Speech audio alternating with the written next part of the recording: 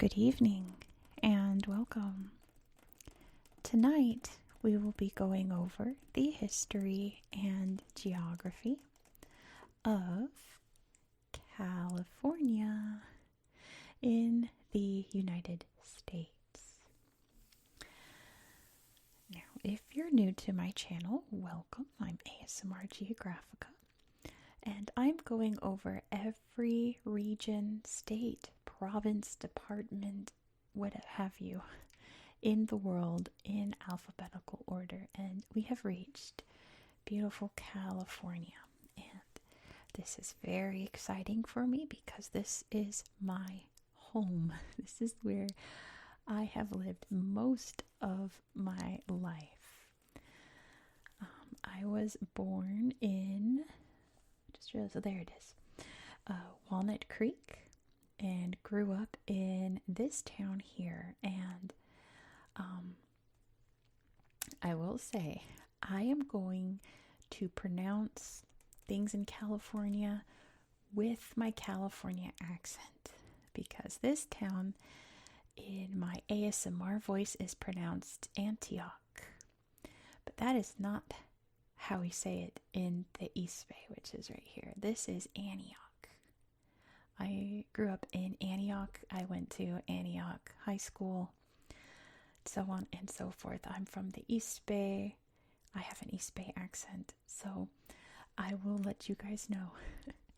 This is the one video where I get to use my accent. Normally, I say, I'm going to pronounce things with my American accent so that I'm not saying Paris instead of Paris, like everything will be pronounced the American way. This time I get away with pronouncing things the Californian way. If you guys watch Welsh ASMR 82, whenever he does a video where he looks at California, he pronounces everything with a Spanish accent because he speaks Spanish.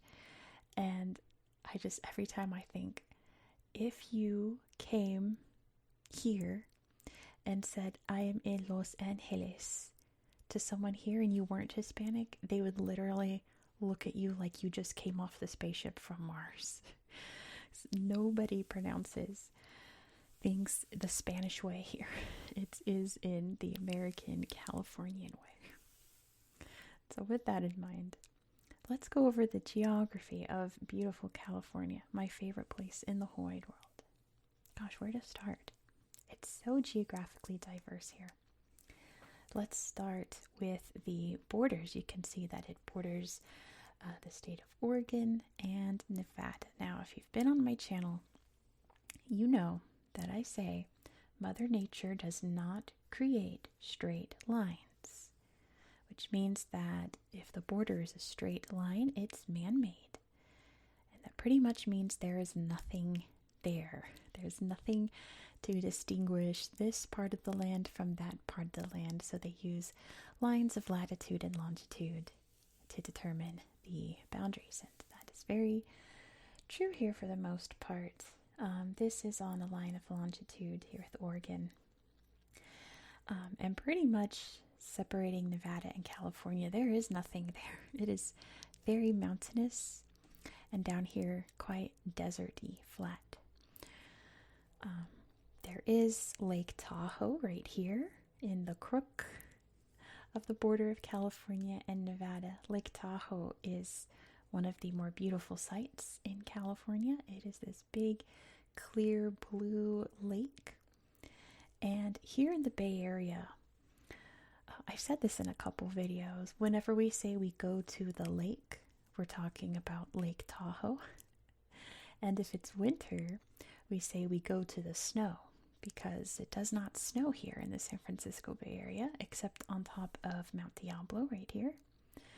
So when we go to the snow, we're talking about going to Lake Tahoe for a weekend to go skiing or something. You can see Squaw Valley right here. That is where they've held 2 Olympics, I believe. We'll talk about that in a minute. At the end of the history, we'll talk about the Olympics in California. So yeah, keep that in mind. If you're ever in the Bay Area and they say, I'm going to go to the snow this Christmas break, they're talking about going to Lake Tahoe. There is another border down here, though, and as you can see, it is squiggly. That's because it's on the Colorado River, right? That's the Colorado River. I probably should have double-checked that before I filmed it. But what I'm trying to say is that man-made border, there's nothing really there, but here there is, right? This is another somewhat, I guess, completely natural border, but it's not that there's nothing there. There's a lot going on there because this is the border with Mexico. And there are many towns on either side that kind of flow one into the other. We've talked about this when we covered Baja California. Like there's Tijuana right there. And of course there's Mexicali and Calexico on the border. So it's not so much that there's nothing here. There's quite a lot there, but it is still a man-made line. And we'll talk about why that is in history. All along the border here are the Sierra Nevada mountains. Not Sierra Nevada, Sierra Nevada is how we say it. They are big, beautiful, snowy mountains with some interesting places. Just to the north is the Cascade Range, where we can find Mount Shasta up here. That comes up in a lot of like esoteric, mystical, new age places, and we might touch on why that is in the geography portion when we're going over Google Earth. But there are loads of lakes and mountains all throughout this beautiful range. This is also where we can find Yosemite National Park, which we'll talk more about in a second. And also Kings Canyon and Sequoia, where we can find General Sherman, who I believe is the largest living thing on Earth. He's a giant sequoia tree.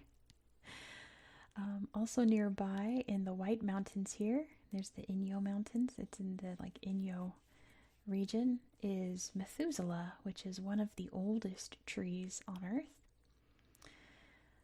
And then in these mountains, you can see along here, coastal ranges. We have the Redwood National Park, where we can find the tallest tree in the world at Redwood. Now, redwoods and Yosemite are UNESCO World Heritage Sites. So before I forget, let me grab a tablet. This might be at a weird angle because I'm filming this sideways, if you can't tell. Sure, there you go. So I'll do my best to try to fix this. Let's read about Redwood National and State Parks. It says Redwood National Park comprises a region of coastal mountains bordering the Pacific Ocean north of San Francisco. It is covered with a magnificent forest of coastal redwood trees, the tallest and most impressive trees in the world. The marine and land life are equally remarkable, in particular the sea lions, the bald eagle, and the endangered California brown pelican. You look at the pictures, we can see the coast, the beautiful redwoods. I've been to this park. It looks very much like this. And yeah, it covers the coast and the big trees, because one of the reasons that these trees grow so tall and thrive for so long is due to their proximity to the coast. That saltwater breeze, the early morning fog from the ocean just creates gigantic trees. It's pretty cool. Here is Yosemite National Park. Some people have trouble pronouncing this. It is Yosemite. We pronounce T's as D's, or we just drop the T sound. In this case, it's a D. Yosemite National Park. Yosemite National Park lies in the heart of California. With its hanging valleys, many waterfalls, cirque lakes, polished domes, moraines, and U-shaped valleys, it provides an excellent overview of all kinds of granite relief fashioned by glaciation. At 600 to 4,000 meters, a great variety of flora and fauna can also be found here. there's a lot of famous sites in Yosemite. Gentle Whispering ages ago did a great video touring Yosemite and Sequoia Kings Canyon. I've fallen asleep to that video countless times, but you can see Half Dome here. Of course, we'll look at these on Google Earth. This mountain that just got cleaved in half ages ago and now is just this great shape. Lots of beautiful waterfalls. And, of course, all the beautiful trees, beautiful rivers, beautiful mountains in the valley here. Big old lumps of rock due to all of the glaciation, all of the scraped mountains here. Big waterfalls there. There's one other UNESCO site in California. It's in LA. Oops, I was looking at the pictures. Let's read about it first. It is a Frank Lloyd Wright house. So we'll read this even though it doesn't talk about the house in particular, but then we'll look at pictures of it in a second. It says, the property consists of 8 buildings in the United States designed by the architect during the first half of the 20th century. These include well-known designs such as Falling Water in Mill Run, Pennsylvania, and the Guggenheim Museum in New York. All the buildings reflect the organic architecture developed by Wright, which includes an open plan, a blurring of the boundaries between exterior and interior, and the unprecedented use of materials such as steel and concrete. Each of these buildings offers innovative solutions to the needs for housing, worship, work, or leisure. Wright's work from this period had a strong impact on the development of modern architecture in Europe. So let me show you the house in California. Let's see, it is this one, Hollyhock House. There's 3 pictures of it here. Let's see, it looks very stately, doesn't it? The big old opening there. And then you can see it has a central garden and this really beautiful interior. Very modern and neat with this blocky big old concrete fireplace and all of this wood accent around it. Very pretty. But those are the UNESCO sites in California.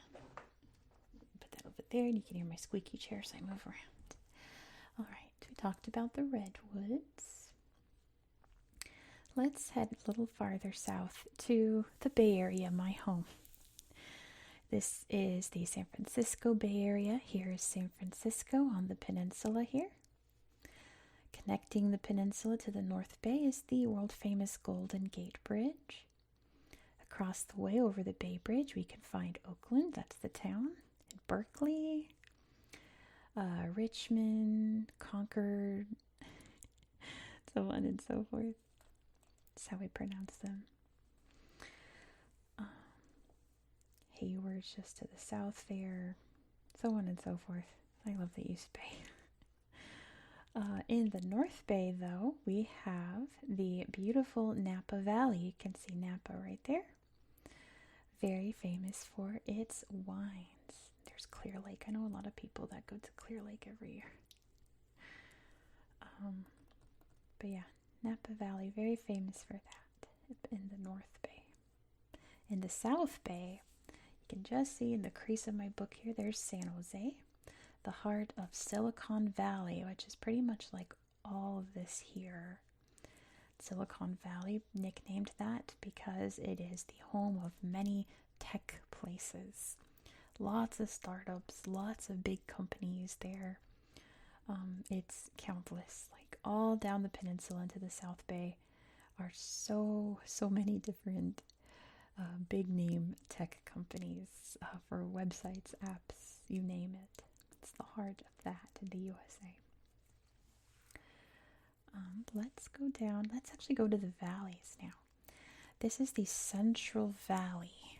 So in between all of these mountains is a big lush green valley, and it's split into 2. We have the Sacramento Valley, where we can find the state capital, Sacramento. I just lost it. There's Oak Grove. Wait, how did I just lose Sac? Wait. It's Davis, Roseville, Elk Grove, Goodness. There's Sacramento. It's not as big as I thought it was for being the capital. Elk Grove was bigger. Sacramento. And this is the San Joaquin Valley.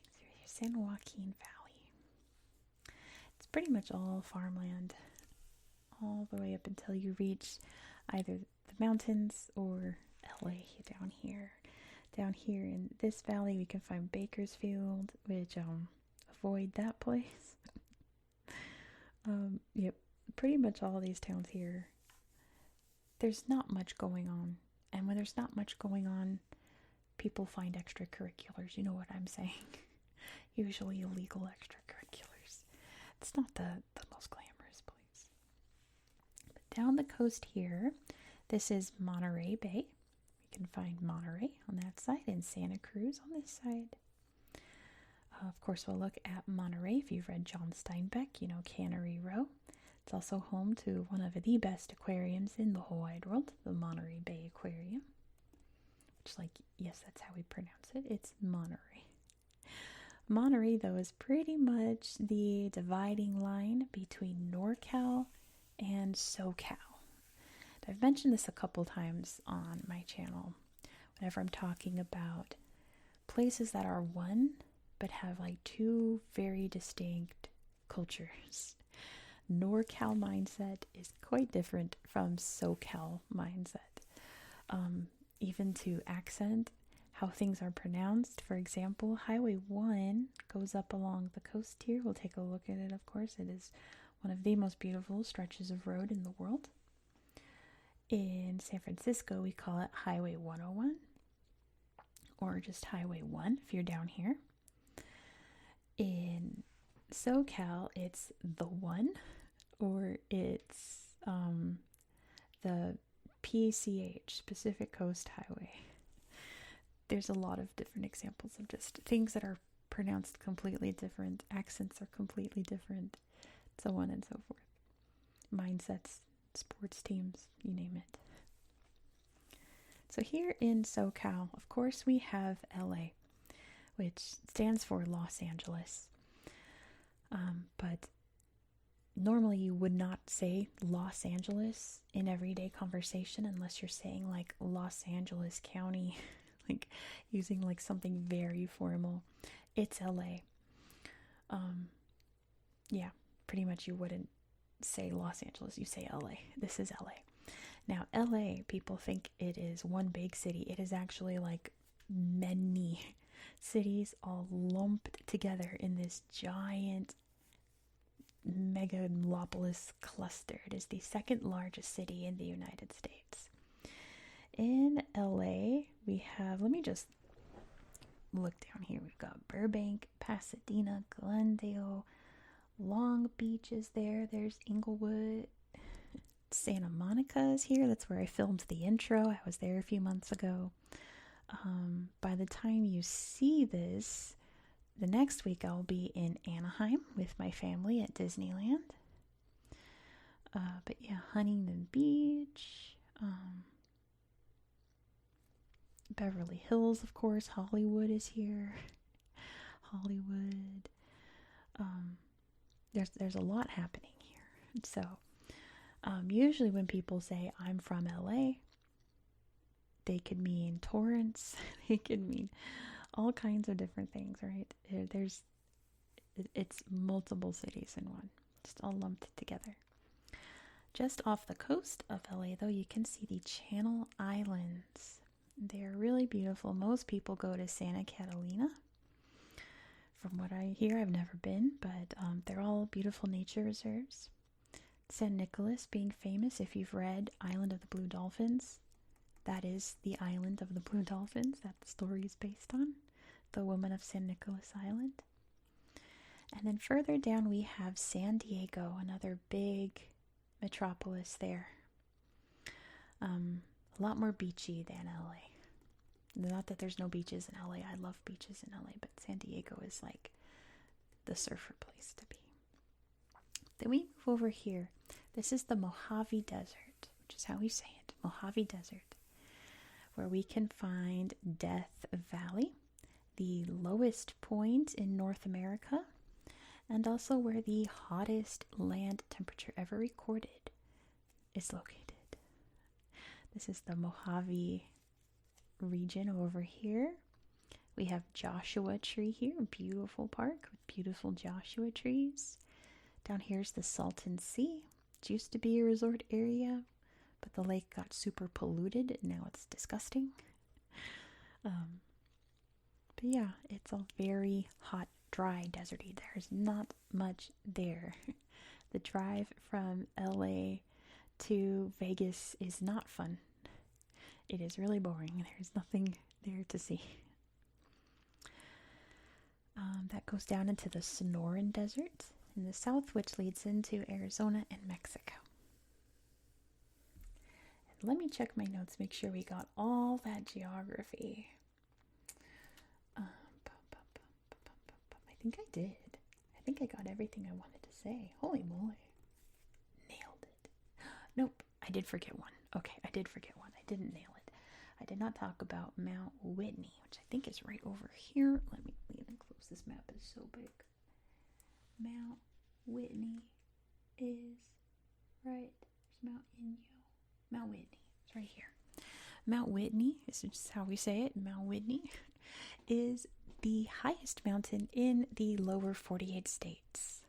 Of course, in Alaska, there are jumbo major mountains, especially Denali, the tallest in the United States. But in the lower 48 in the contiguous United States, Mount Whitney is the highest mountain. Okay, I think now I've got everything. Let's get into the history here. So, indigenous California is extremely interesting. There were over 70 distinct ethnic groups throughout what's now California. Of course, their cultures varying depending on what type of landscape they lived in, if they were coastal, if they were inland, if they were mountainous, if they were desert. Quite different languages and customs and foods, all of that. Where I lived in the East Bay was the Mokelumne and Miwok, I believe. At our house in Antioch, it was a brand new house when my parents bought it. I wasn't born when they bought it.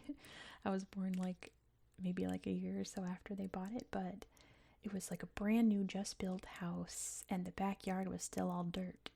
And I remember going into the backyard, and you would dig around, and you would start to find arrowheads. Crazy to think about now. But yeah, this is all, of course, indigenous land by many different peoples. The first Europeans to sail by what is now California were the Portuguese in 1542, except they didn't go much farther past here. I believe the first European to make landfall in California was Sir Francis Drake, which is wild because we're going to talk about him in tomorrow's video too. He makes an appearance. He sailed all the way into San Francisco Bay here.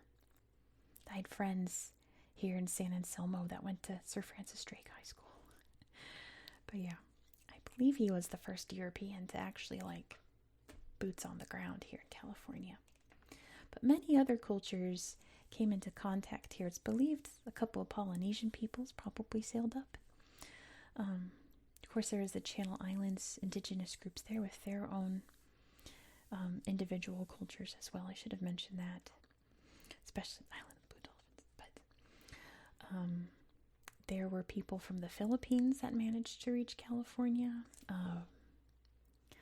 I guess indigenous Canadians today, First Nations peoples, and even Russian people coming across making contact here. But this area was not officially developed until 1769 from the Spanish. So the Spanish are down there, right, doing their thing, slowly making their way past the deserts up into this territory. And once they realized, oh wait, this area isn't all just barren desert, it's actually quite lush and beautiful and full of people, they sent a man named Junipero Serra to start building missions all up the coast. So anywhere that you find a place with a saint name, Santa Barbara, San Diego, San Francisco, so on and so forth, Santa Clara, there's a bunch. There's like around 20 or so. Those were based around the missions that he established. San Luis Obispo, so on and so forth. I will say, if you're from California, you know what I'm about to say. If you grew up in California, you know what happens next. In 4th grade, which is when we're around the ages 9, 10, we are given a project that I understand now is statewide, where you're asked to build a mission. You're given a mission, one of the many missions built at this time, and you have to create a 3D model of it, usually out of like popsicle sticks. And it is the dreaded project that everyone fears. Except I lucked out, you guys. I had the most incredible 4th grade teacher. She was also my 2nd grade teacher, and it was her first time ever teaching 4th grade. And she clearly just like saw the curriculum, went, we're not doing that. And she did her own thing. So she made us, we read Island of the Blue Dolphins, and we had to make it out of paper mache. And it was an awful project. But as I'm making it, I'm going, at least I'm not building a mission. Every other 4th grader in school is building missions except our class, because that project looked miserable.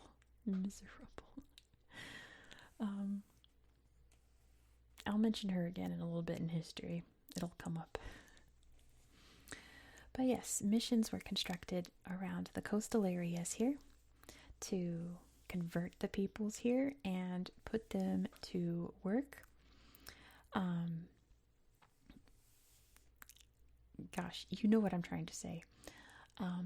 Many people died there from disease, from overwork, from brutality. It was a genocide in a sense. It's the start of a very dark chapter for indigenous Californians. Let's put it that way. In 1821, California officially became part of Mexico as Mexico gained its independence. This was Alta California, as opposed to Baja California. However, it was more than now Mexicans and the indigenous people living here, as people from the United States and Canada started to move in, and a couple of Russians along the coast. In one instance, in 1846, in, I believe this area here in the Sacramento Valley, was the Bear Flag Revolt, when the Americans decided they did not want to be controlled by Mexico and said they're going to form their own place. They created a flag with a bear on it, hence the name, except that it was put down somewhat quickly by the Mexican soldiers here. That legacy is important today because the flag of California is the Bear Revolt flag. This is California Republic on it and everything. It's pretty much the same flag. That's very important for Californians, the bear flag. It wouldn't be long, though, until California was wrested away from Mexico. After the Mexican-American War, the Treaty of Guadalupe Hidalgo was drafted in 1848, which created this line here, and gave a lot of the states here. We mentioned Arizona in the past video, Nevada, California, so on and so forth, New Mexico, gave this territory to the United States officially. Now, literally 1 week later, also in the Sacramento Valley, gold was discovered by, well, not by John Sutter, but it was on his property, so he really gets the credit most of the time, at Sutter's Mill. Now, my 4th grade teacher, this is where she comes back. It's also a tradition, at least in my elementary school, it was tradition for the 4th graders to go to Sutter's Mill. And I was very excited to go because at the field trip, you get to pan for real gold. And if you find it, you get to keep it, because at this point, the gold flakes are minute. It's not worth anything, so they let you keep it. And I was very excited. My teacher decided she didn't want to do that, so we didn't get to go to Suttersville. And I was disappointed, but she was very eccentric. We probably learned about bones. She made us memorize the entire skeleton. We learned about classic art. We learned about architecture. We learned about whatever she wanted.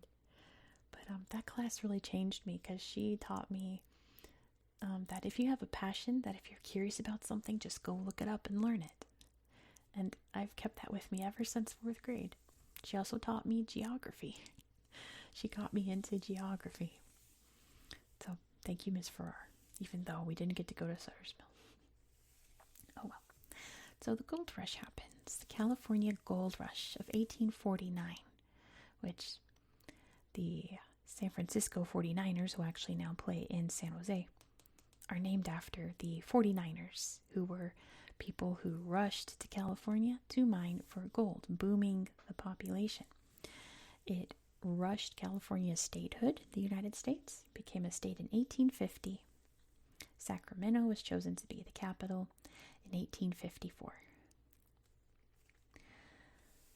Immigration came from not just the eastern U.S., but from all over the globe, from Central and South America, from Europe, and also a lot from Asia, especially in the coming decades, when railroads started to become a thing, and a planned railroad was going from here in California, in Sacramento, but also the Bay Area would link it up, all the way over to the East Coast, and they used Chinese laborers to build that railroad. So large Chinese population would come in at the time, even though they'd face a lot of discrimination, not just from everyday people, but legislation. And of course, there'd be a lot of discrimination against what was left of the indigenous population here. It was around this time that the numbers really dwindled off. Many Native Americans were displaced from their homes to build all of these new towns for this huge influx of population here in the Bay Area and down here in SoCal as well. But there was a big movement for keeping the beautiful wonders of California. In the 1880s, a man named John Muir began petitioning California and the United States to save some of the beautiful landscapes here, especially Yosemite, the redwoods, the forests here in the Bay Area. You can see his house right here. We did go to his house on a field trip. Except I don't remember it because it was this. We went to John Muir's house the same day that the Oklahoma City bombings happened. So all I remember from that trip is getting back to school and the whole school was evacuated. And we had to sit in the parking lot while the office called all our parents. Our parents came and picked us up one by one. That's all I remember of going to John Muir's house. Sadly. But we did go to John Muir's house on a field trip that year. John Muir really managed to push the concept of national parks. So you can really thank him for national park systems and creating reserved areas and what have you all around the world. Thank you, John Muir, for that. He's a really cool guy. Really nice house, even though I don't remember the interior. Everything was booming, booming, booming, especially in the Bay Area here. Thriving big port area, very diverse population. It was called Yerba Buena, eventually changed to San Francisco once it became a major city. But that ended quite abruptly in 1906 with a massive earthquake and a fire that wiped out the majority of the city. It slowly had to build itself back up, but it would build itself back up. Just forever changed. Also in the early 20th century, with the advent of film, I guess some people realized that this area down here was a great place to film movies because the weather was always sunny and beautiful. Hollywood really sprung up by the early 1920s and created the film industry here in the United States, the largest in the world, and really boomed the LA area. A very dark chapter in California's history is during World War II. After Pearl Harbor was bombed, the government rounded up every Japanese person living here, whether they were born in Japan or born in the States, and placed them in internment camps. There were a few in California, but there were also a bunch out of state. Very gruesome chapter. Many people lost their homes and businesses once the war was over and they were released.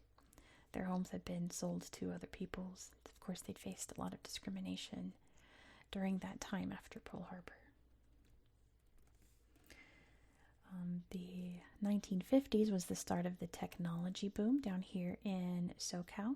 Of course, exploding by the 1980s, 1990s with the advent of the internet and the dot-com industry. That's when it became really known as Silicon Valley. Other events of the 20th century. There were quite a few.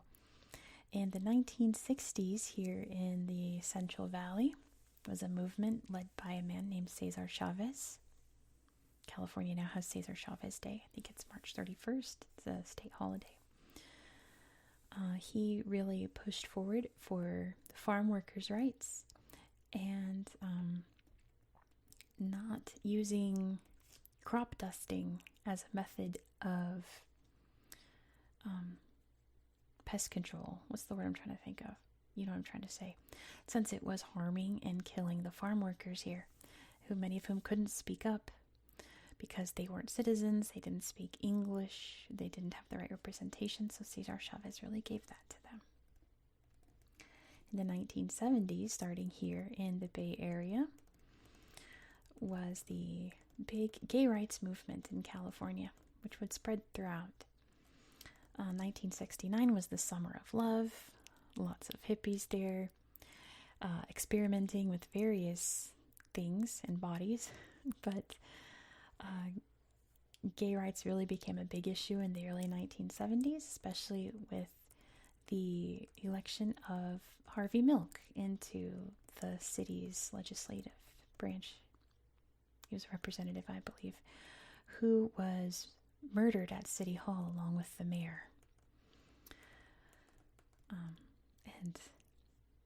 San Francisco is really the big LGBT scene today in California, although there are many throughout the state.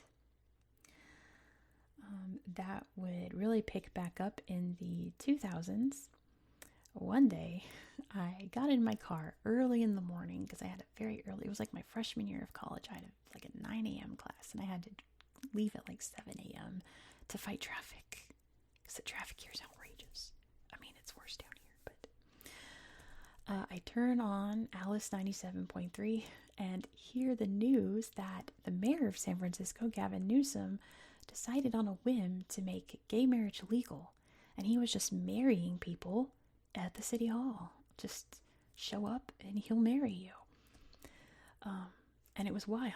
It was a crazy time. The government eventually had to shut him down. But it really sparked that movement of why can't we? Why don't we? And what was it, 2008? This legislation came out called Proposition 8, which would make gay marriage legal. And it had this huge attack against it. And, or I think it was the opposite. I think it would make gay marriage illegal because it made,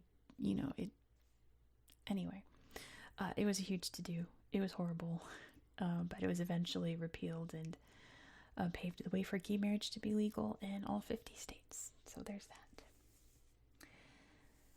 In 1989, the Bay Area was struck with the Loma Prieta earthquake. And I also remember this. I was 4 years old. We were at a gas station. It was a gas station we never really went to. Probably our regular one was getting refilled or was out of order or something. So we were at a different gas station. My dad got out the car to fill up with gas. And the car started going. And my dad's outside going, "It's an earthquake." And I'm thinking, I'm like, yeah, right. he's out there shaking the car like this and trying to scare me. So I was like, yeah, sure. And it wasn't until much later that I found out it actually was a massive earthquake. Part of the Bay Bridge here collapsed, and it was a huge disaster. But it was like the last major earthquake in the Bay Area. There have been quite a few others, mainly down in SoCal. But it was the last big San Andreas Fault earthquake in California. Speaking of LA, turmoil erupted in 1994 during the Rodney King riots. A man named Rodney King was attacked by the police, and it was on film. It was one of the first times that an assault on a black man by the police was captured on film. Riots broke out, chaos, all of that. Speaking up for black rights, of course. In the Bay Area in the 70s, we also had the Black Panther movement. One of my college professors was a Black Panther. She was like this sweet old lady. She was apparently like arrested multiple times. She was a badass. But yeah, that really sparked a pro-black movement as well. What else? The Olympics. The Olympics has been hosted quite a few times in California in 1932, 1960, and 1984. Either in LA for Summer Olympics or at Tahoe for Winter Olympics. LA is set to host the Olympics again in 2028. One other fact that you may not know about California is about Jefferson.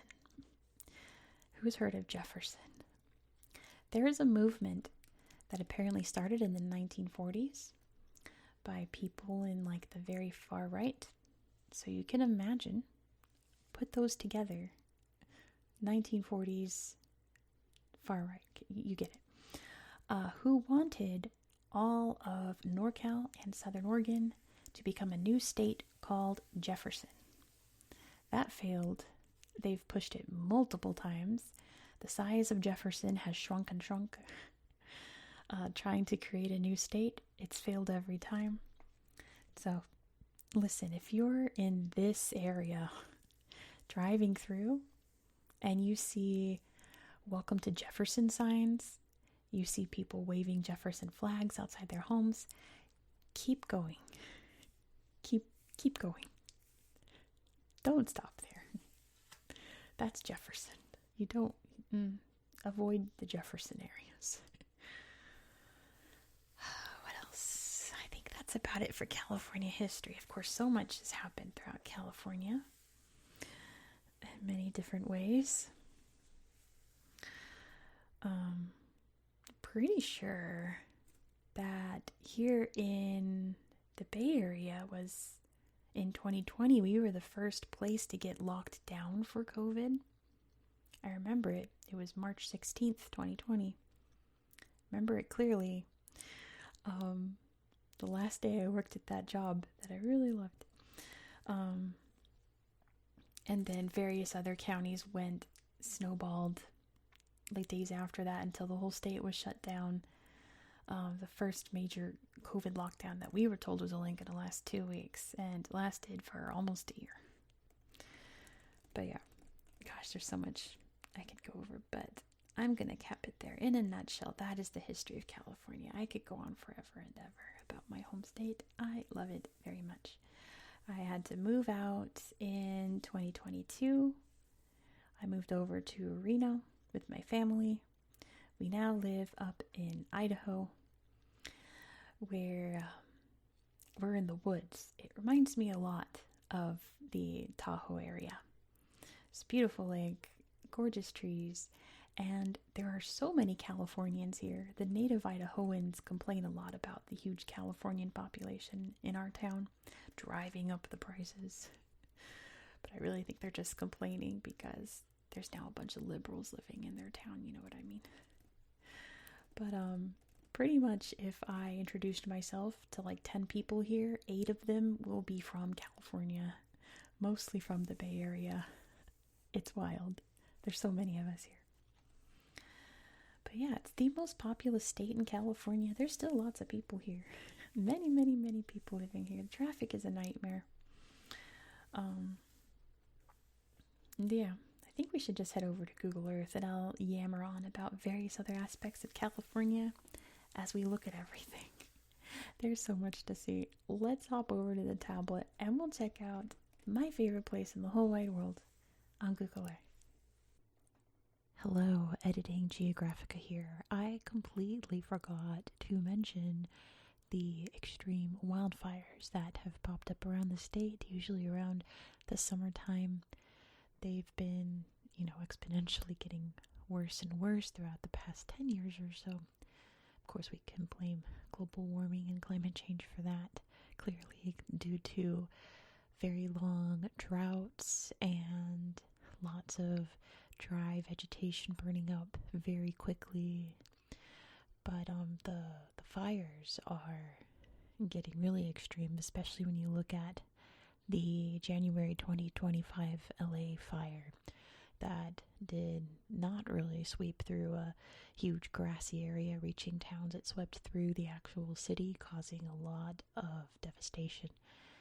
So it remains to be seen just what the situation will be going forward, as it seems to escalate and escalate. I remember in 2019 there were terrible fires up in Santa Rosa and the North Bay, and it floated down to the East Bay where I was. I worked at a children's play area. Not really, it was like a family play area. Grown-ups could play there too, and they certainly did, but we were overwhelmed with customers during these fires because the smoke in the air was unbreathable, and I was even featured on the local news. The local news showed up. It was wild. So yeah, it's been very devastating to lots of communities that completely burned down. The town of Paradise comes to mind. I had a friend lose their home during that, and it seems to have no end in sight. It just keeps escalating, and we see that a lot of places like Australia and Greece as well. It just remains to be seen what happens there, but I completely forgot to bring this up. It's a huge part of California's everything currently, so my bad. On with the video. Okay, sorry, I'm back. Editing Geographica here. I just looked up the news article I was in. Turns out that was 2018 when I was on the news, and it was during the Paradise fires and the camp fire during that.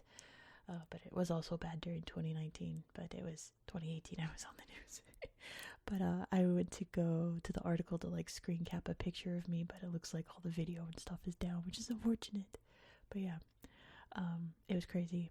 And now we're going back to the video. Nobody cares about this except me, but I want to set the record straight. Going back to the video. Here we are in California. Let's, of course, start by zooming out so you can see exactly where we are in the world. Here's the United States, the lower 48, not counting Alaska and Hawaii. Canada's just to the north. Mexico's just to the south. You can see Baja right there. And there's the beautiful Pacific Ocean bordering it. And you can really see from above the, geographic distinctions. You can see all the mountains along there, that big central valley. It's so easy to spot. Yeah, gosh, I think we should just start north and just work our way down, I think. Let's see. You can see big old Mount Shasta sticking out right there. Let's go in 3D. Mount Shasta. So why is Mount Shasta full of hippy dippies? Full of very new agey folks? Well, there is this legend, look at the bald eagle, wow, about the Lemurians live here. Apparently after Lemuria collapsed, or Atlantis or something, they've lived here. There's been sightings of Lemurians.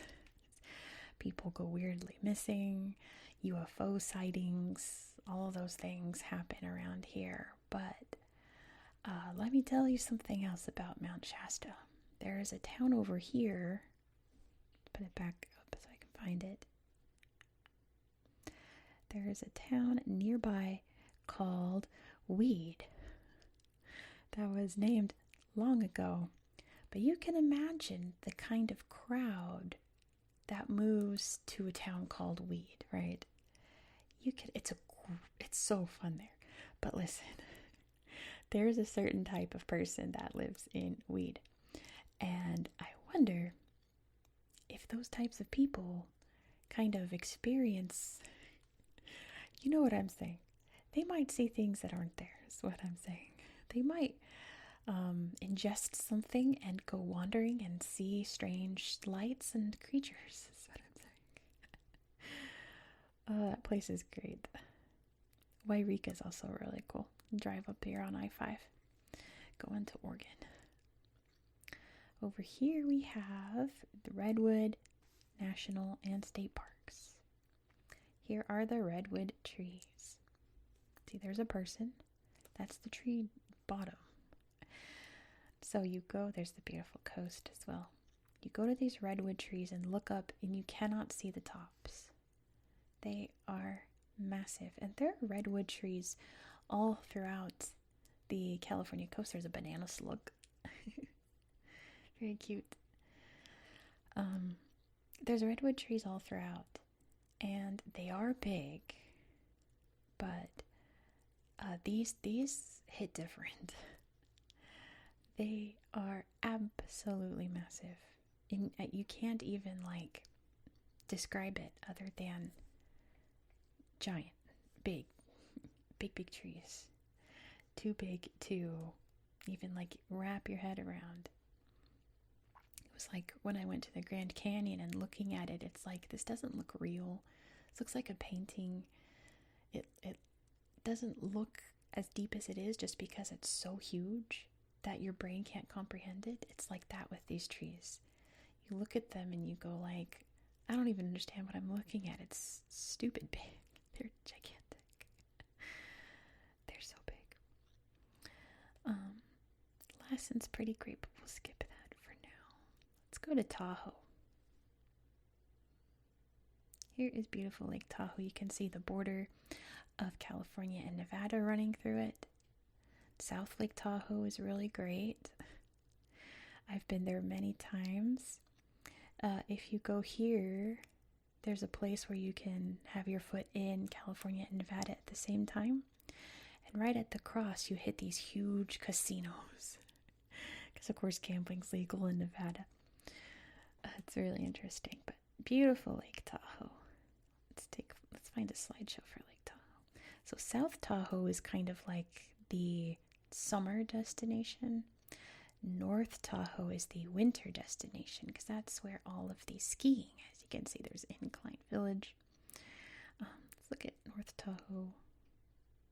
Oh, that's just an actual park. Hold on. We want to see actual Tahoe. Let's see. Maybe this.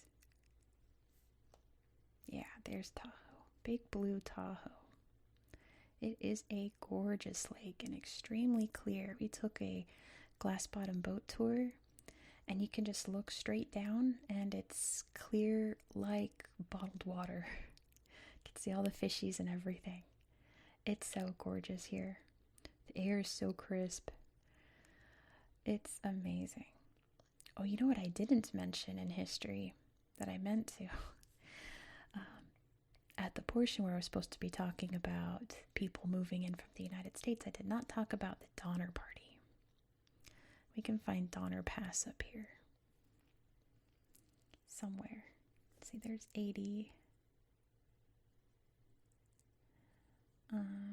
Donner Pass is up here, and it was on my map. I meant to point it out. There's Donner Camp. But yeah, Donner Memorial State Park. Here we go. So the Donner Party, the ill-fated Donner Party, was trapped just short of Donner Pass in the winter of 46 and 47. In 4th grade, which was the year we learned about California history, there were whispers going on amongst the students about the Donner Party. and how our teachers were not allowed to tell us about the Donner Party. And we had to figure out through just on the grapevine what the Donner Party was and why our teachers weren't allowed to tell us about it. There's a bear. Essentially, this family, the Donner family with other families, were coming over the mountains in their covered wagons and did not make it out of this area when winter hit, and they were trapped. And by the time they were rescued, most of them had moved on, but since the group had run out of food, things went from one to extreme. And yeah, so they cannibalized each other. So we weren't allowed to talk about that at school. It was all very hush hush. But that's Donner Pass. Here is Sac, the capital. Just look at the big slideshow here. Shout out to all my viewers in Sacramento. You can see the Tower Bridge here. Of course, painted gold for the Golden State, but we know what you're trying to do. There's the Capitol. Gavin Newsom is now the governor. And he was the mayor of SF back during those times. Comes a riverboat. And this big pyramid building.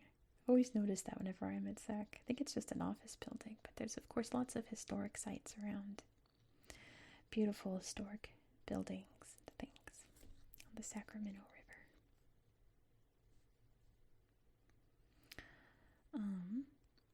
Funny story about the Sacramento River was when I was little, this humpback whale that was migrating along the coast, either north or south, one of them accidentally swam into San Francisco Bay and started going up the Sacramento River.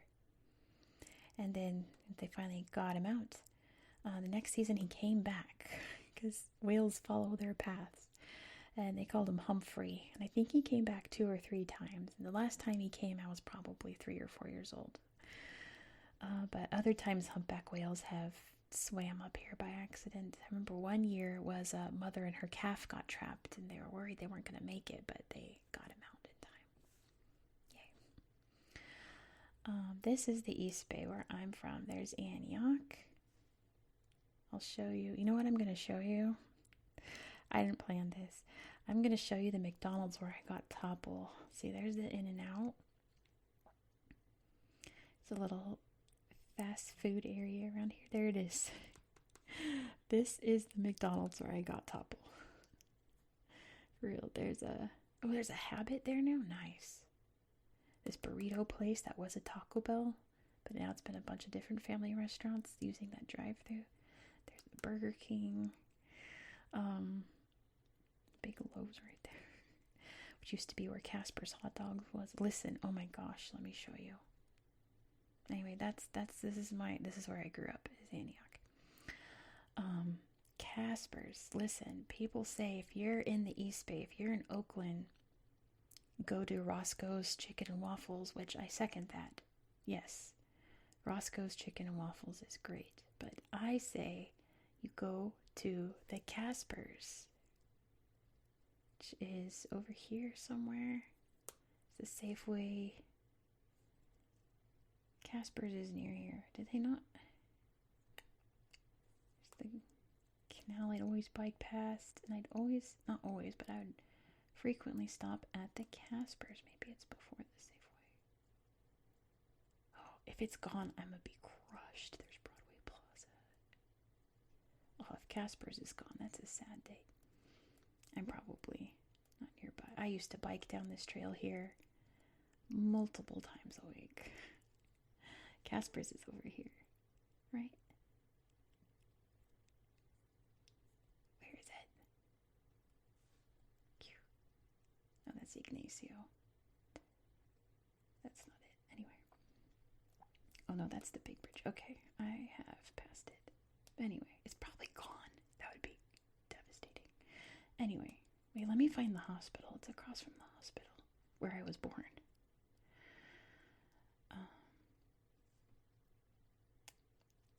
Yep.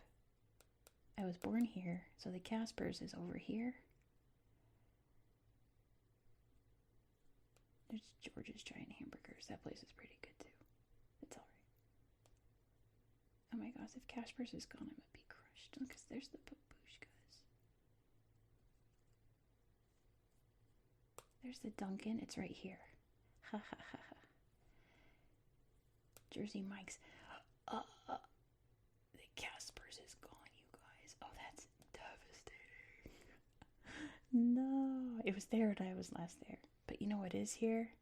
Right next to the hospital where I was born. I'm giving you the food tour. Oh, this better still be here. Yeah, the Hickory Pit. Oh my gosh. This is the best. The Hickory Pit is the best barbecue in the East Bay. Let me tell you, if you're ever in Walnut Creek, you can come to the Hickory Pit, okay? Casper's is long gone. That's devastating. But the Hickory Pit's still there. Anyway, there's beautiful briones. Oh, I gotta show you. My favorite museum in all in California is the Chabot. As you can see, it's, oh gosh, oh geez, I opened up the UNESCO sites again. It's a space museum. They have these amazing telescopes. They have all kinds of cool space exhibits. It's so fun. Look at this big guy. All kinds of interactive exhibits and movies and stuff. I have come here multiple times. I've brought multiple children here. If I'm babysitting and it's summer and we're bored, I'm like, let's go to Chabot. And they always have a great time. Big old planetarium. Moon rock. So much cool stuff here. It's so great. I've taken many people here. Been like, report, let's go to Chabot. Chabot's great. There's beautiful Oakland. This is the town. You can see Alameda's right there. This is Oakland. We can see Jack London Square somewhere around here, I'm sure. Oh, yeah. But yeah, but what we really need to see is not the town, but my city. There's the Bay Bridge and the Golden Gate Bridge right there to San Francisco. Is there anything I need to show you in the East Bay? Lucas Valley. That's where George Lucas lives. But Lucasfilm is actually over here in the Presidio. Let's start there. The beautiful Presidio. And then, of course, we're going to look at the Golden Gate Bridge. Oh, we can see the Golden Gate Bridge from here. Ta-da! There it is. The Golden Gate Bridge is very pretty. There's Yoda. But I'm more partial to the Bay Bridge because I'm from the East Bay. The East Bay connects the East Bay to San Francisco. I've driven across it hundreds of times. And there's the fog. Beautiful morning fog. They installed this art exhibit on the Bay Bridge. Let's see if we can see it. That I think makes it more beautiful than the Golden Gate Bridge, to be honest. Let's see if there's a good photo of it. There's the Bay Bridge. Is there a photo of it at night? Sadly, no. But, kind of here. It's covered in little twinkles, and it shimmers. You can see there's the city right there. My city. Let's see. There's Google. There's the ferry building. Gosh, where to start? There's Coit Tower. Let's head over to Fisherman's Wharf and Pier 39. Here's Fisherman's Wharf. You can get the freshest, bestest seafood. There's the apple. There's goes the cable car right there. And seagulls. And there's Bodine's, where San Francisco sourdough was invented, where sourdough bread bowls were invented. And listen, you think, oh, it's just sourdough. But if you think that, you haven't had San Francisco sourdough. It is just out of this world good. The wax museum's there. It's a really touristy place, this corner. Pier 39 is nearby. where the sea lions are. This is Pier 39. This is all tourist shops. It's no locals come here, but I used to come here because you would just hear every language in the world just walk by, and you'd hear, obviously like Spanish, but then you'd hear French, you'd hear Greek, you'd hear Arabic, you'd hear Russian. I would just listen to all the languages, and I'd come see the sea lions. So these sea lions, after the 1989 Loma Prieta earthquake, just showed up in droves. Here's Pier 39. They had to put out all these little docks here, these floating areas, because it was full. You can see Alcatraz out there. We'll look at that next. There's the Golden Gate Bridge, the sunset. Full of sea lions. There's Alcatraz. Slowly but surely, they're leaving. See, these all used to be covered with sea lions. Covered. And these things are loud. Or. Crazy loud. They were deafening. Not so much today. They're slowly leaving. And it's interesting. We don't know why they came. We don't know why they're leaving. Their numbers are not what they used to be. Here's Alcatraz. Very famous island because it once held the infamous Alcatraz prison. Maybe if I remember, I'll throw a couple pictures of me at Alcatraz up here. It's such an interesting place. In the 1960s, I believe, it was taken over by an indigenous group who were protesting the fact that it was their sacred land. It's sacred to the indigenous peoples here. And the white people had bought it from the indigenous people for a handful of beads. So these protesters showed up demanding their beads back. I wonder if, the water tower, they defaced the water tower and they left it to kind of just be a memorial. Oh, I wish I could zoom in, but they wrote, this is indigenous land all over it. Goodness, look at the cells there. It's so eerie in there. I don't think we'd be able to see the graffiti. But yeah, that's Alcatraz. I have to show you. Oh, you know what? Before we leave this area, let me show you one of my favorite spots in the whole city. Is this strip of beach right here in this little cove.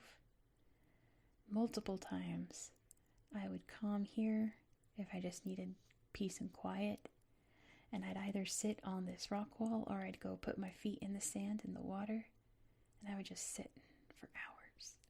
It's one of my favorite spots. Over here's Fort Mason, which was a great Pokemon Go place. I'd intensely play Pokemon Go at Fort Mason, and it's very hilly. I wonder if I can show you.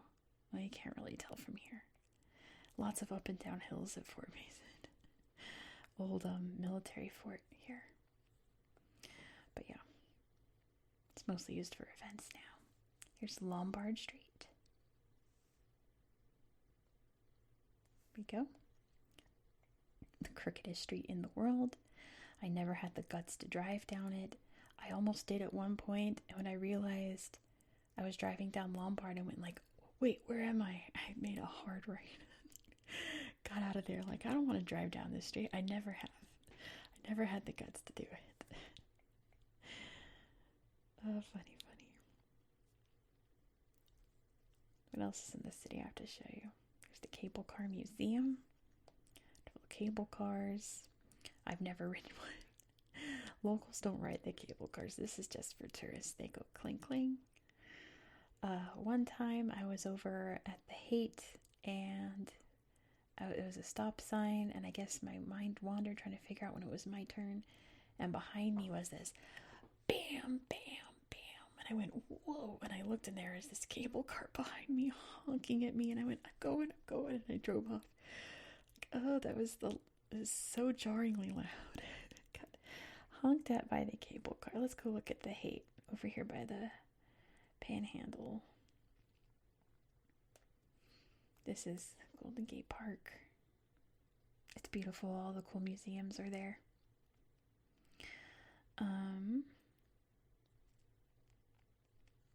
Haight-Ashbury. See, there's the Panhandle right here, which is also fun to wander around.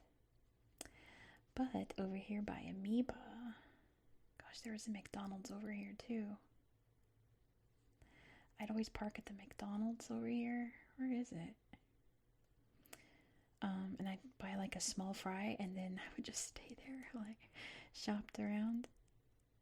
Amoeba's iconic, but let's see the Haight-Ashbury. See, Haight, it's pronounced Haight. Haight-Ashbury it's Masonic Ashbury. This is where everything, it's 1969 here still. Gosh, I wonder if there'd be a good slideshow to show you. How about the Welcome Haight-Ashbury gift shop? Yeah, I don't know if this does it justice, but time is frozen here. It is. There's the Ben and Jerry's. But yeah, I gotta show you Amoeba. There's a good Amoeba over in Berkeley too. The music store here. It's great. It's wonderful. This is the place to shop. I love it. There's a Rasputin's, I think, over here too. They're also a music store. Oh, I can show you this. We're gonna leave San Francisco eventually, I promise. But this is my town, you guys. Here are the Six Sisters. Painted Ladies are the names for the style of houses, but these are the Six Sisters. This beautiful row of houses right here. The Full House house isn't far from here. You can see the Salesforce Tower right there. The newest major skyscraper on Steiner Street here. The 2, 3, 4, 5, 6 here at Alamo Square, which I found out at one point that Alamo Square was created because it was a mass grave after the 1906 earthquake, and they covered it with dirt and made it into this little beautiful park. There's just little remnants of the earthquake all over the city. It's really weird to see like a very old building next to an extremely new building, and you can play who survived the quake, you know. There's City Hall. This area I've been to a lot. Just coincidentally. I love UN Plaza. I've been to the Orpheum a couple times, but did I mention this before whenever I talked about Simon Bolivar? I'm like, there's a statue of him in San Francisco. There's Simon right there. The library's over here. There it is, the public library. City Hall. There's parking under the streets here. But yeah, this is where Harvey Milk was shot and killed. You can also get married there.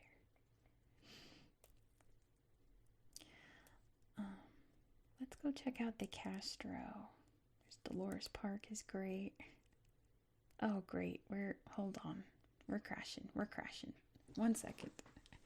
Let's wait for, nope, it's gonna crash in a second.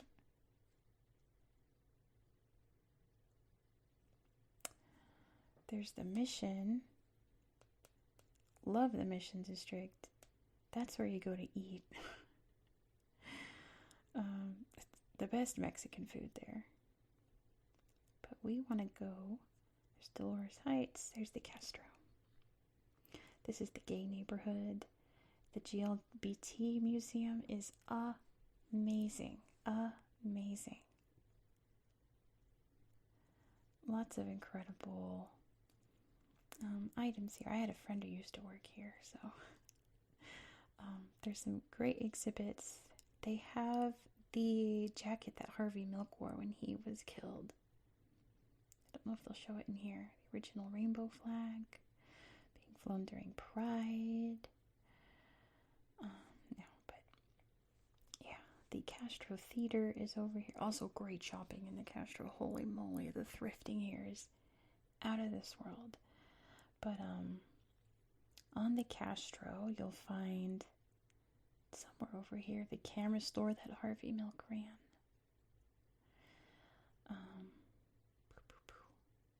Where's the theater? That's Market.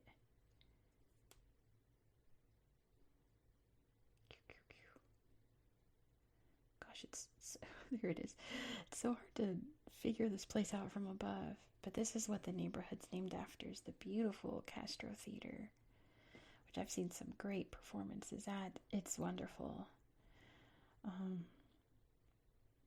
Yeah, beautiful. Oh, gosh. Oh, I just got a little homesick. Let's leave the Castro. I just felt a tinge of homesickness. But you know what really makes me homesick? When I was practicing this, which apparently forget that because I'm just winging it, I saw Mount Diablo and I started crying. So it made me crazy homesick because for most of my life, if I saw Mount Diablo on the horizon, I knew I was home. Oh, it's crashing now, Mount Diablo. There we go.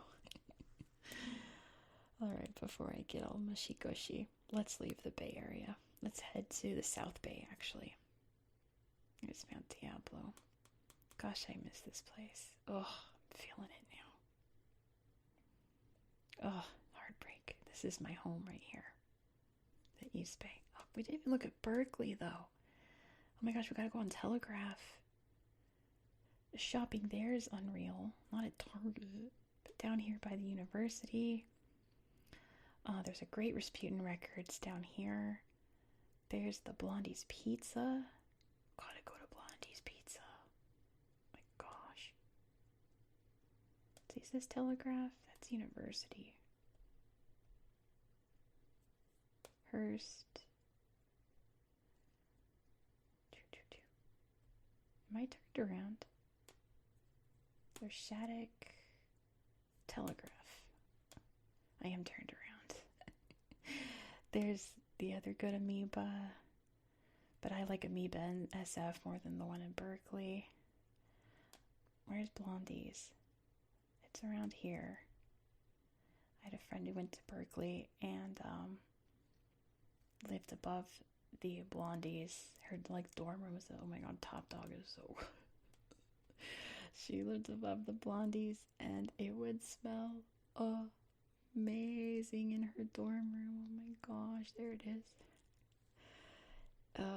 Blondie's Pizza. And I'm like, how do you not go to Blondie's like every day? This building.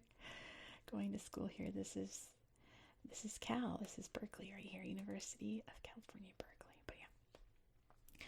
Enough personal anecdotes, although we're about to hit a big one. Oh, I am turned around. Look at that. That's why I couldn't find Telegraph.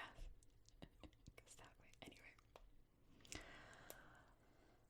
Here in the South Bay in San Jose, we gotta go to another one of my favorite spots.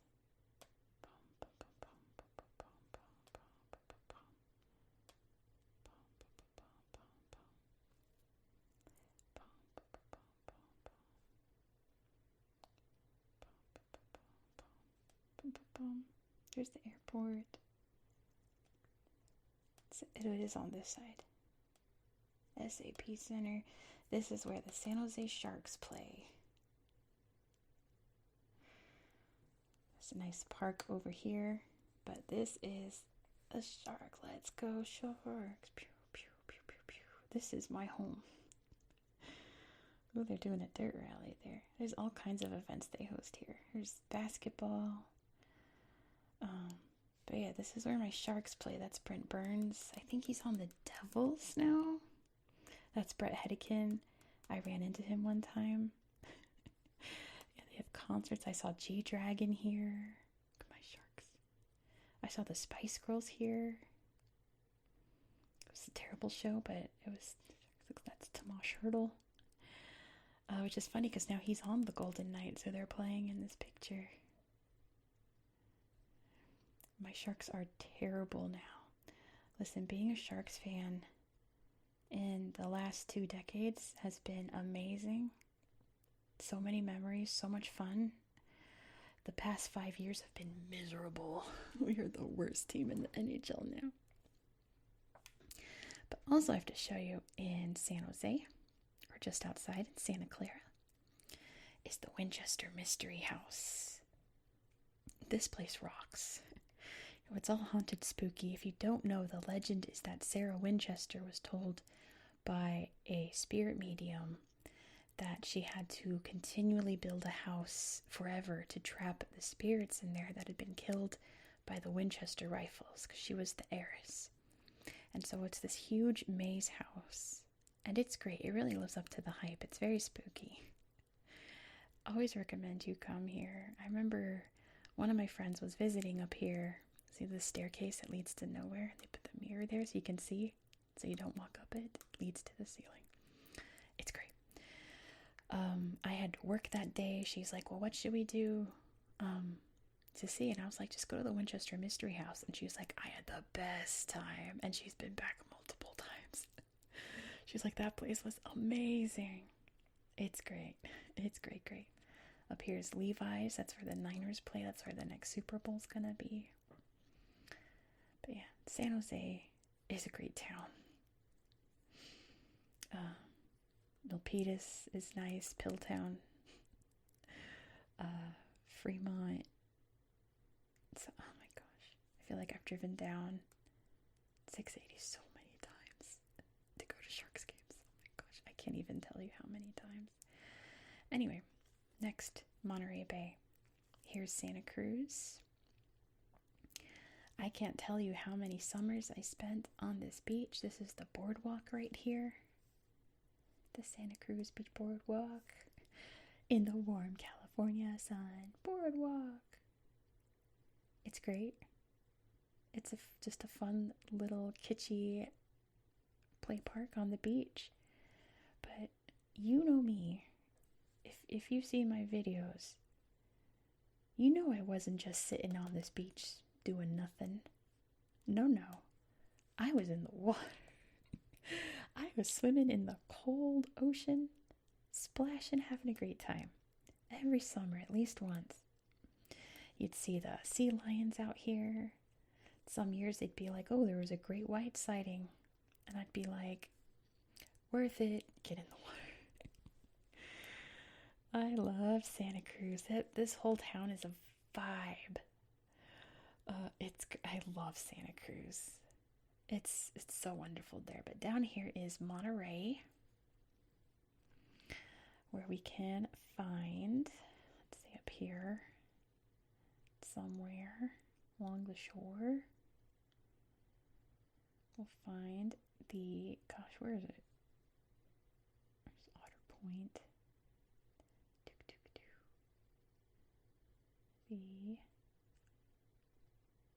Where'd it go? The aquarium. There's Cannery Row.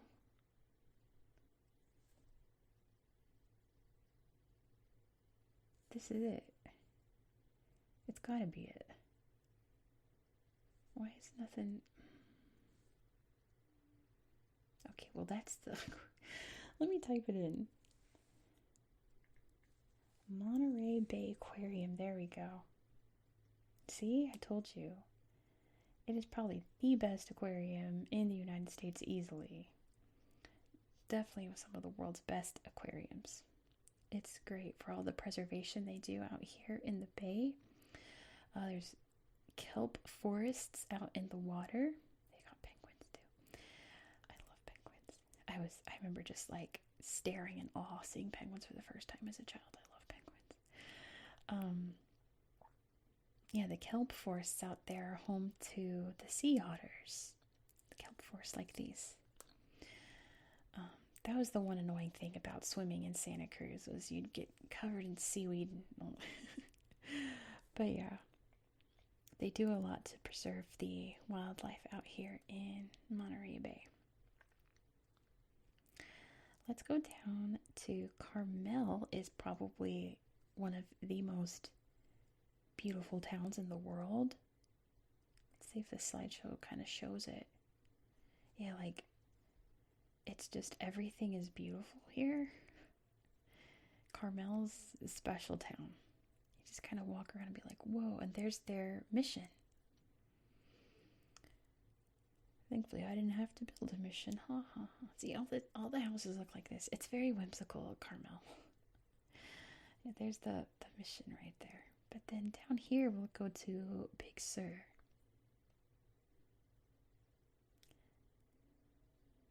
Big Sur right here. Big Sur is out of this world beautiful.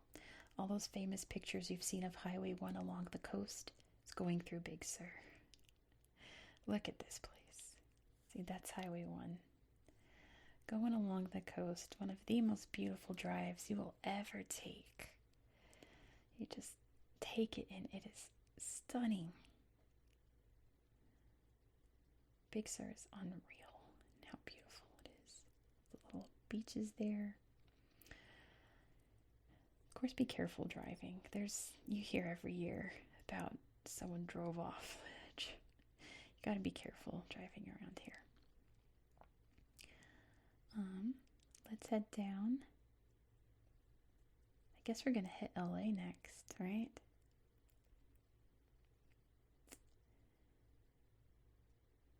I guess so. Oh, Solvang. Solvang's great.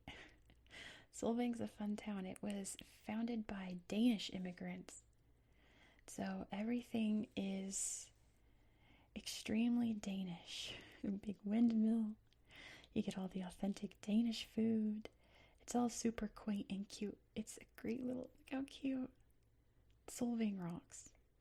Oh my gosh, Solvang is wonderful. But let's go down to LA. Oh, Santa Barbara though. Hold up. Santa Barbara is also beautiful. I guess, I wonder if the mission will pop up. I gotta at least show you a mission, right? This is Santa Barbara mission. Yeah.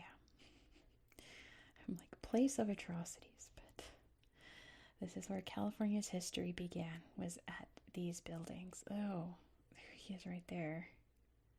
That man's burning in hell right now. I don't believe in hell. But Unibero Sarah's burning in hell right now. Just saying. But yeah. Santa Barbara's beautiful. Oh my gosh, it's stunning. Everything here is just so pretty. You really start getting that SoCal vibe, right? It's just a beautiful little town. Ugh, all of the mission style architecture, Spanish style architecture. It's so pretty. It's so pretty in Santa Barbara. And like the cliffs all around it are so unbelievably beautiful. A lot of celebrities have homes in Santa Barbara. Let's go to LA now. So, I would drive down I-5 to get to LA. You hit this area called the Grapevine. It's a Grapevine, where it's mountainy, past Pyramid Lake, and you get to Santa Clarita, and that's kind of like the first thing you see when you know you're in LA, when you reach Santa Clarita, and then you're in Los Angeles. Bum, bum, bum, LA. Let me make sure I'm oriented properly. Okay, there we go. Santa Monica. I'll show you where I filmed the intro. Here is Santa Monica Pier. This is where Route 66 ends, and I was in this park over here. I was over here somewhere filming that intro, and there's the beautiful beach where I've swam and chilled many times. Love Santa Monica. Let's look at, there's the Getty. It's kind of iconic. You can look at the Getty real quick. They filmed Rebel Without a Cause up here, right? Was that the Getty? I think. Or at the, I don't remember. Anyway. Beverly Hills Hotels, where I met Ayumi Hamasaki, my favorite person in the whole wide world. There's the Hollywood Bowl. There's the Hollywood sign. Iconic. Zoom in and see. You can see the shadow of it. Hollywood. There it is. Yeah. Famous site down here in LA. You can tell I'm a NorCal girl. I'm like, yep, here it is. I guess it's alright. Mulholland Drive up there. There's the viewpoint because you can't actually go up to the sign. Down here is Hollywood. Let's see. We gotta find like the there we go. The Walk of Fame is down here. That's where they there's another Amoeba music. It can't be that good. It's in SoCal. The Walk of Fame, where all the celebrities have their stars down there. The big iconic buildings. There's the Hollywood Museum, which I've been to. I love it. The Chinese theaters down here somewhere.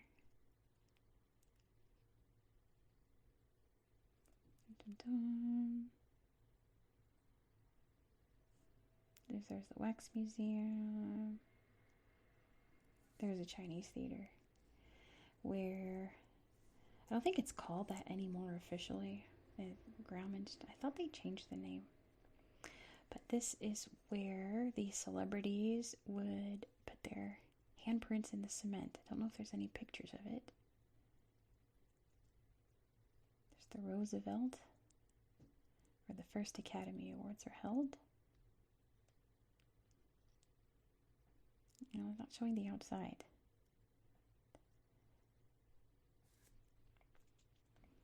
But yeah, it's out here. This area. There we go. Hollywood footprints. That's what I wanted to see. Where celebrities would put their handprints in. There's all the Avengers. Harry Potter actors. There's Kobe's after he passed. See, this is the stairs that lead up to the Kodak Theater where the Academy Awards are held. That's where the Academy Awards are held, just nearby here. I love the Academy Awards. Film is the thing I love more than geography. Yeah, in here is where they host the Oscars, right? Yeah, the Dolby. That's where the Oscars are held. I don't remember what I said before. I think they used to have it at the Pintaches a while ago. But yeah, that's where the Oscars are now. I've watched the Oscars every single year I've been alive, even when I was a baby, because my mom watched them all. I guess we should just go to LA proper, right? Let's see. There's the skyline. The first time I went to LA in the 90s, I didn't even know there was a skyline because it was all smog. You'd go over the Grapevine and there would just be a cloud of smog.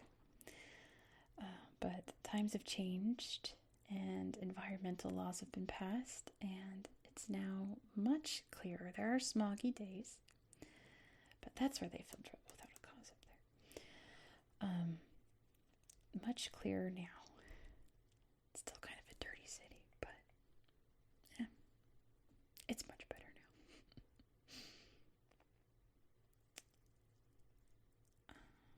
Goodness. Inglewood. I saw Blackpink at Inglewood. Not at SoFi, unless they changed the name. That's where I saw Blackpink. The Forum. Let's look at Disneyland. I'm going there, and when you see this in a week, rephrase that. In a week after this movie video comes out, I'll be in Disneyland with my family. I think I gotta restart this app. One second.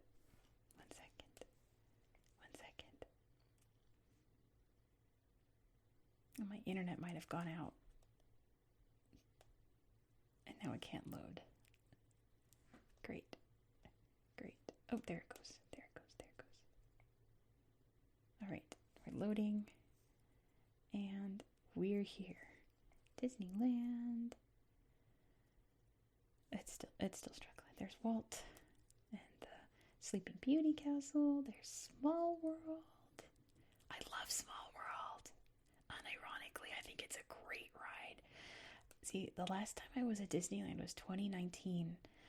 I have never been to the Star Wars land, and I love Star Wars. It's one of my favorite movies. There's the Haunted Mansion.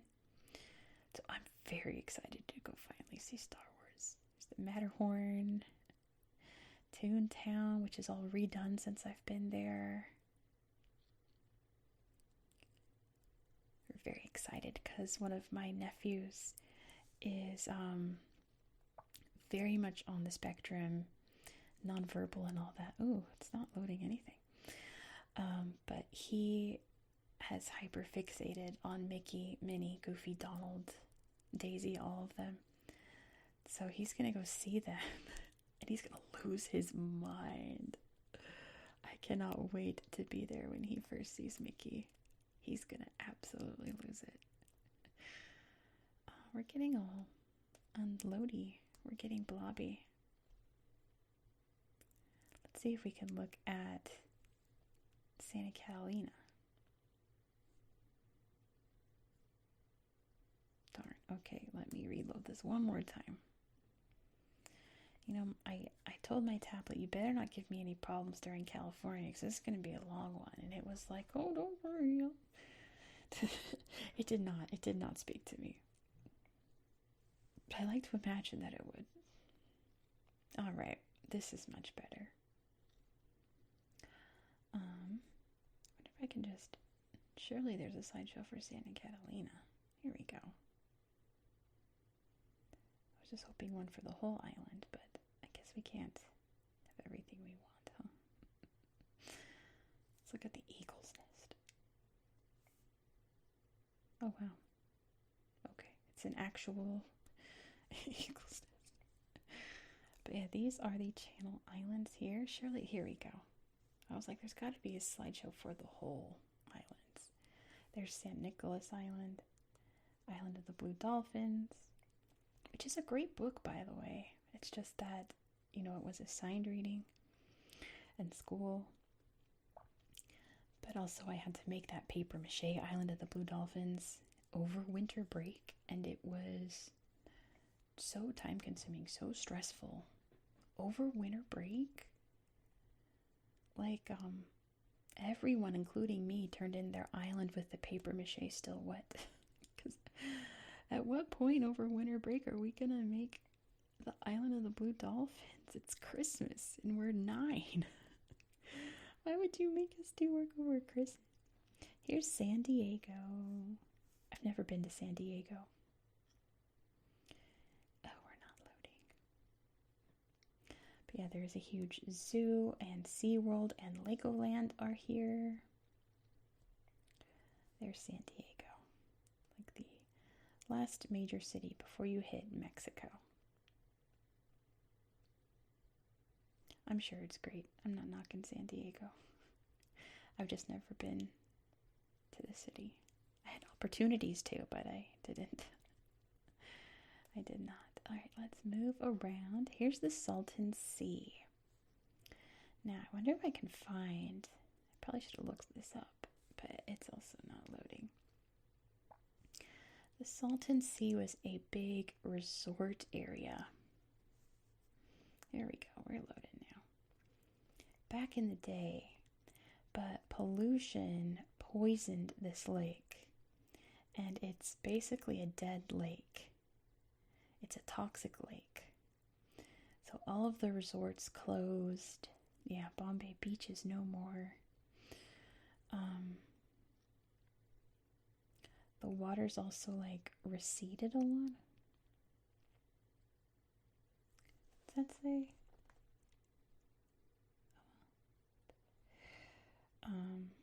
Well, yeah, you get stuff like this.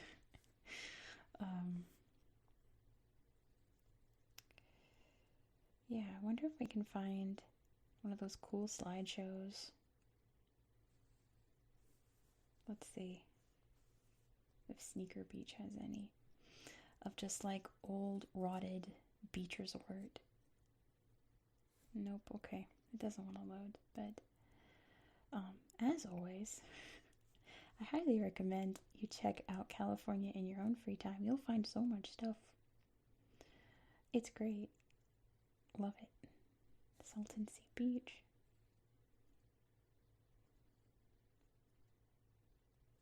Like, there's places you can find old rotted boats and things from where the lakes receded because they've been trying to clean it up over the last few decades. But it's a poison lake. Here is Joshua Tree. I hope this loads because Joshua Tree is one of the most beautiful places on earth. Might have to restart this tablet yet again. Oh, don't make me. Joshua Tree. It's having a hard time.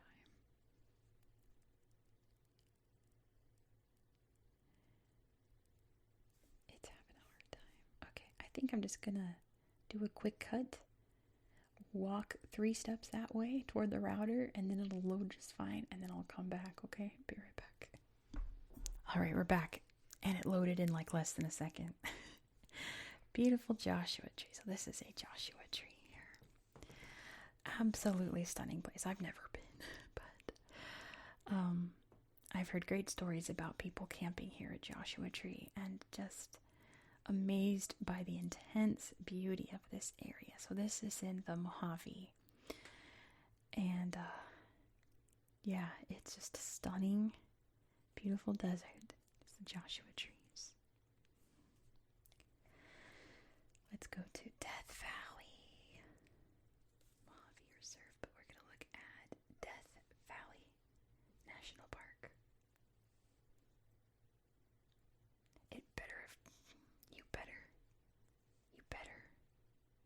Don't. Okay, good. I'm gonna threaten it until it goes.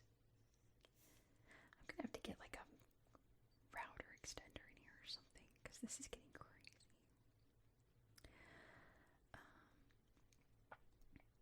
In your own time, please. I swear. Oh my gosh. How about if I tap on Sequoia, what happens? Oh no. Okay. We loaded Sequoia. Will you load Death Valley? All right. We're getting there. Here's Death Valley. It is the hottest place on Earth at one point. It is the lowest place in North America. I think in the whole Western Hemisphere. This is what I think of when I think of Death Valley. Just endless road. Absolutely nothing around you. But yeah. Not a place I've ever been to either, and I don't think I ever will, because it sounds very unpleasant. Okay, but moving up here to, this is the Sequoia Forest, which is all loaded up. Big sequoia trees, which are also massive. But we have to find the king in Kings Canyon, right? I saw him tagged when I was rehearsing. Watch it not load anything because it's all blobby. There's Kings Canyon. And we have to look at Inyo as well. Maybe I'll load that up while we look for General Sherman. Goodness. Goodness. You know, I didn't want this to be 2 hours long. But I started talking about the Bay Area. How can I not? There's Visalia down there. Where is he? Alright, let's see if... Nope. Oh my goodness. Might just have to type everything in. Oh no. Goodness. Let's see. General...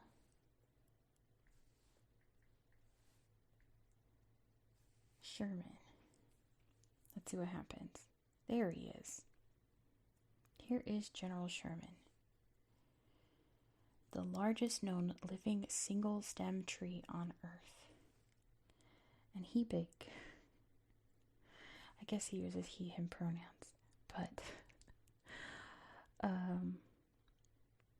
it's a big tree.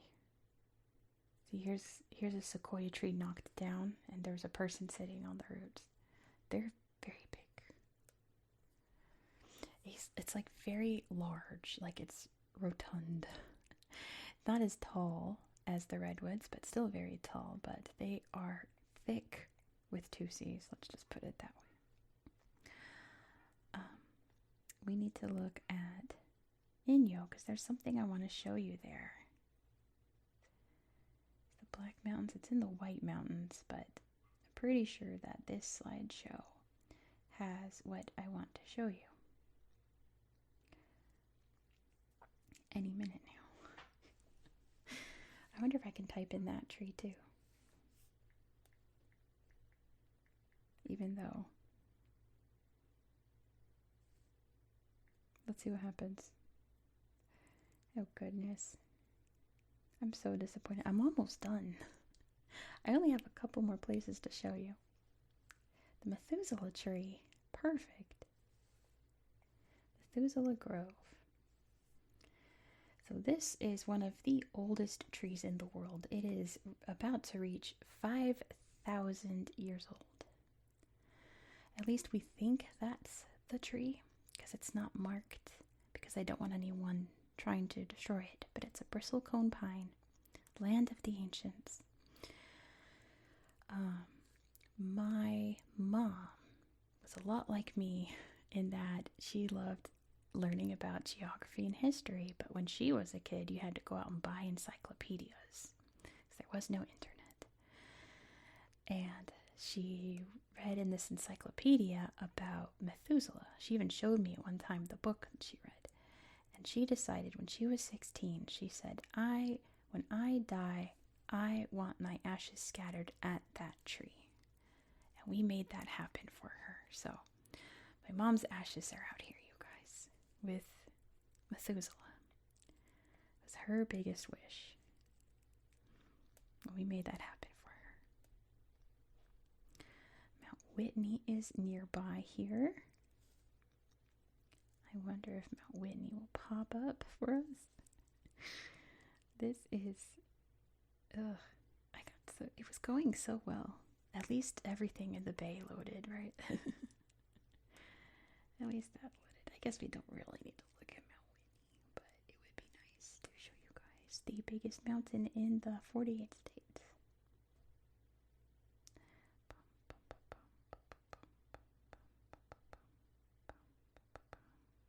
It's down here somewhere. Well, I guess not. You guys know it's a mountain. But the last place I have to show you is Yosemite. Hopefully Yosemite will load for us.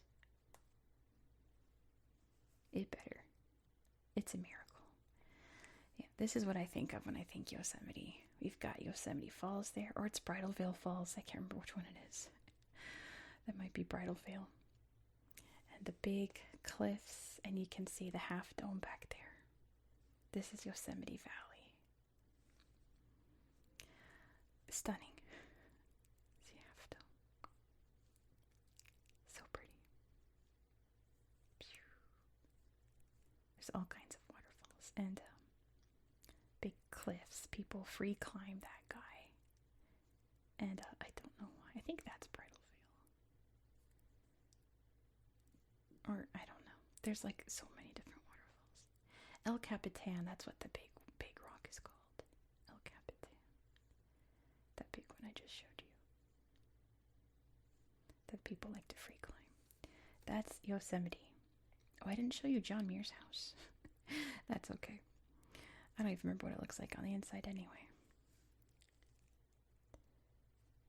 Yeah, this is Yosemite Valley.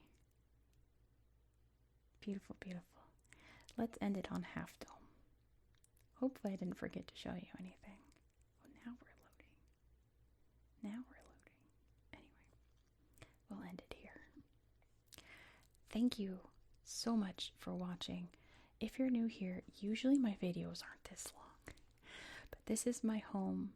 I'm so proud of my home state. I could go longer. I could show you more. We could hop over to John Muir's house right now, but we're not. But thank you so much for watching. If you enjoy this style of content, please consider subscribing. Next, we're going to go back to Peru. Won't be as exciting as other Peru videos, but still interesting. Like I said, we're going to talk about Francis Drake again. He pops up and, yeah, show you some sights around one of the most crime-laden towns in Peru.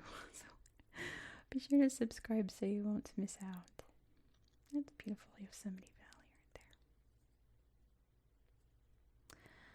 Please, if you're still awake somehow, if you're still watching, just give this video a thumbs up and let me know all your thoughts down below in the comments. Shout out to all my Californian viewers out there. I know you're all out there. I hope that you found this video to be relaxing and educational. Oh, I just felt a ping of homesickness again. And I hope that you have a good night.